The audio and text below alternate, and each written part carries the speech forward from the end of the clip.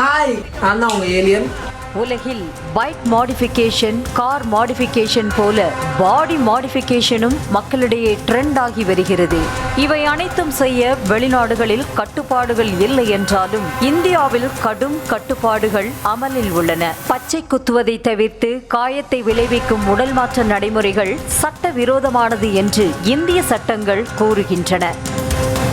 நிலைமை இப்படி இருக்க, திருச்சி வெனிஸ் தெருவை சேர்ந்த ஹரிஹரன் என்பவர் பிரான்சை சேர்ந்த பிரபல பிளாக் ஏலியன் என அறியப்படும் ஆண்டனி லோஃப்ரடோவின் உடல் மாற்றத்தால் ஈர்க்கப்பட்டு தன்னையும் ஏலியனாக உருமாற்றம் செய்வதற்காக தனது உடலின் இயற்கை அமைப்பை மாற்றி வந்தது பெரும் பேசு பொருளானது.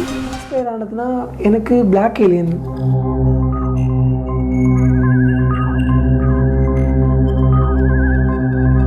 டாட்டூ ஆர்டிஸ்டான ஹரிஹரன் சத்திரம் பேருந்து நிலையம் அருகே ஏலியன் ஈமோ டாட்டூ என்கிற பெயரில் டாட்டூ வரையும் கடை ஒன்றையும் நடத்தி வந்தார். உடலில் வித்தியாசமாக டாட்டூ வரைவது உள்ளிட்டவற்றை செய்து வந்த ஹரிஹரன் ட்ரெண்டிங்கிற்காக பாம்பு, ஓணான் உள்ளிட்ட விலங்குகளுக்கு இருப்பது போல மனிதர்களுக்கும் நாக்கை பிளவுபடுத்தும் செயல்முறையை செய்வதாக கூறி இளைஞர்களிடையே எதிர்பார்ப்பை உண்டாக்கினார். ஏதோ விளம்பரத்திற்காகவும் இன்ஸ்டாகிராம் மற்றும் யூடியூப் வருமானத்திற்காகவும் குரலை வித்தை காட்டுகிறார் போல என பலரும் அதனை ஒரு பொருட்டாகவே மதிக்கவில்லை.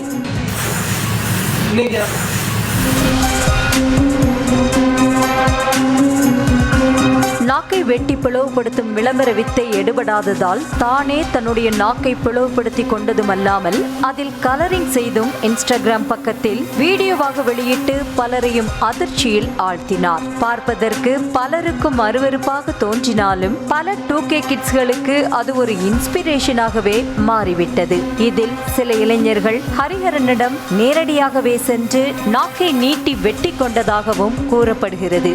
போன வருஷம் இந்த வருஷம் திரைமறைவில் நாக்கை பிளவுபடுத்தும் தொழிலை செய்து வந்த ஹரிஹரன் ஒரு கட்டத்தில் அதனை வீடியோவாக பதிவு செய்து வெளியிட்டு அதிர செய்தார். MBBS படித்த மருத்துவர்களே மிஞ்சும் அளவிற்கு தன்னை ஒரு அறுவை சிகிச்சை ஸ்பெஷலிஸ்ட் போல காட்டிக்கொண்ட அவர் அசால்ட்டாக தனது கஸ்டமரின் நாக்கை வெட்டி பிளவுபடுத்தினார். இதனை கண்ட சமூக ஆர்வலர்கள் சிலர் போலீசில் புகார் அளித்தனர்.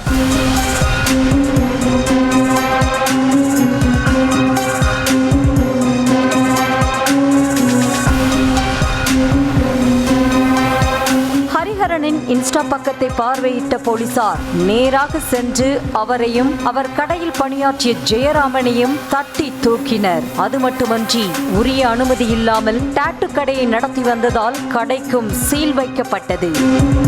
கைது செய்யப்பட்ட ஹரிஹரனிடம் நடத்தப்பட்ட விசாரணையில் அவர் மும்பையில் ஒரு டாட்டூ வரையும் இடத்தில் பணியாற்றியதாகவும் அங்கு இந்த செயல்முறைகளை கற்றுக்கொண்டதாகவும் தெரிவித்ததாக கூறப்படுகிறது.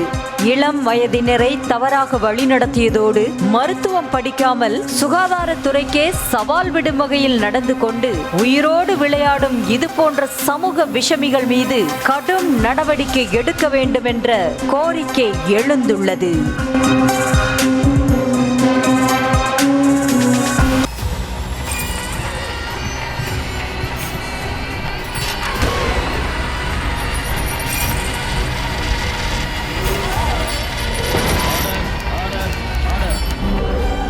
நிகழ்தகவு குற்றங்களின் மறுபரிமாணம்.